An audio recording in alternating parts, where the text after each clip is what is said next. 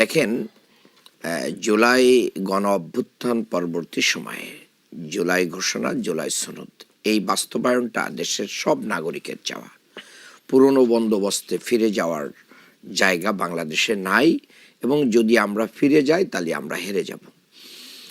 এই জুলাই সনদ বাস্তবায়ন, জুলাই যারা যোদ্ধা, জুলাই যারা নেতৃত্ব দিয়েছেন তাদের নিরাপত্তা এবং বাংলাদেশের জনগণের আকাঙ্ক্ষা পূরণের জন্য আমি মনে করি এনসিপিও তো চয়েস করেছে।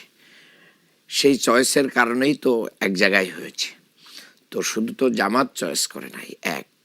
দ্বিতীয় হচ্ছে, এখানে কোনো জোট হয় নাই, এখানে আসন সমঝোতা হয়েছে। আপনি শুরুতে যেটা বলছেন এটা জোট, নির্বাচনী না, এটা নির্বাচনী জোট না, এটা নির্বাচনী আসন সমঝোতা হয়ে সরকার গঠনের জন্য আমাদের একটা আইডিয়া।